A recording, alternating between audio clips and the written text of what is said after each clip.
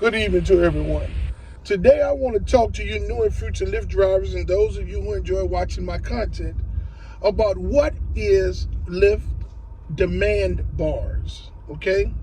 I want to give you all some information on what is the Lyft demand bars, how they operate so that they can help you determine what time of day you should drive and what time of day that you shouldn't drive in your area. Okay? So let's jump right into it. So the Lyft demand bars is a feature within your app, okay, that you can see when you go to the app. You don't necessarily have to cut the app on. You just log into the app, okay? And you stroll up. You swipe up. You touch the screen up. You're going to see these pinkish, purplish lines, okay? Those lines indicate if the rider demand in your area is low at that time, medium, or high, okay? So per se, you go out there at 9 o'clock in the morning to start driving. You touch the app, and then you swipe up, and the demand bars are this low. Then it's a, you're going to get rides, but you're going to sit around for 20 and 25 and maybe 30 minutes before you get a ride. Because the lower the demand bars are, the less likely you're going to get rides consecutively, okay? If the bars are medium, you'll get a ride here every 15 or 20 minutes or so. Maybe every 12 to 15 minutes you'll get a ride with medium demand bars.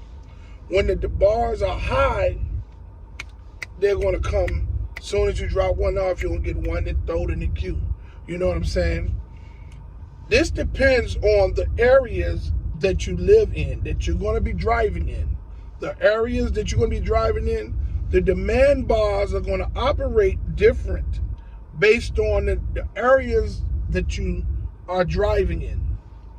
But when the demand bars are low, I don't care where you're driving in, you're looking at 25 to 30 minutes in between trips before you get before you get one trip to the next trip, okay?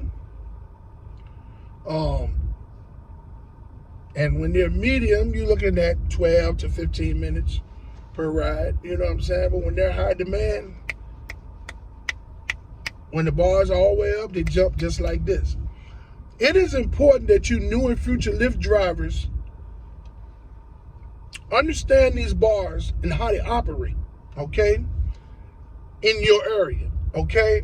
And set your schedule of driving whenever you choose to drive, but to benefit you. Because if you come out here and those bars are low, you're going to be sitting around. And it is frustrating as hell to be sitting around for 25 and 30 minutes at a time before you get a trip, okay? And then when you get a trip, it's only $3 to $4 to $5, and then you got to come back and set for another 20 to 25 to 30 minutes. So it's not good to be sitting around, to be driving when those bars are low. Now, when those bars are medium, you can maneuver through there and you can get you a trip every 10 to 12, maybe to 15 minutes in there, which will pretty much keep you kind of like semi-steady. But when those bars are high, you're going to work. You know what I'm saying? So you have to determine what days of the week those bars are the lowest, what time of the day during the week those bars start to rising from medium to high, and how you want to set your schedule so that you can get out here and benefit from the surge of riders request. Okay. You know, as a Lyft driver, you know, anything that you can do to benefit yourself, to give you a one-up, if you can create a strategy of some sort for yourself that will give you a one-up, then, you know, it benefits you. Because, you know, being a Lyft driver, everything is against you. Because the algorithm, the app and the algorithm is functioning greatly in favor of Lyft. You understand what I'm saying? So your earning potential is almost to none. And I'm speaking facts. I don't care where you are. You know, you see these YouTube channels, where these rideshare channels, these other people that have these rideshare channels where they're talking about Uber and Lyft, and you know, you heard them say, you know, that they're making $3,000, $2,000 a week, $3,000 a week, you know, and you know, a lot of these rideshare channels are based in higher demand areas, which mean that they're in a bigger area, right? So the demand bars in their area is likely to be high for most of the day, which gives them a better chance to make a lot more money, because even with the bars low in a high demand area, such as places like Los Angeles, California, different parts of California and Los Angeles, Florida, New York City, Chicago, Las Vegas, you know, places where there's, you know, entertainment areas, tourist destinations, you know, these are higher demand places. So those drivers tend to fare far better than drivers in places where they're in a medium low demand area, or they're in a low demand area, right? Because, you know, those drivers really struggle to survive from day to day. So no matter what area you're in, understanding those Lyft demand bars, the Lyft rider demand bars, understanding that is very important for you as a driver on the Lyft platform, because this will eliminate sitting around for 30 and 40 minutes at a time before you get a trip. You know, you're going to see what I'm talking about once you start driving. You know, you build a strategy that benefits you based on those demand bars. This is important, new and future Lyft drivers.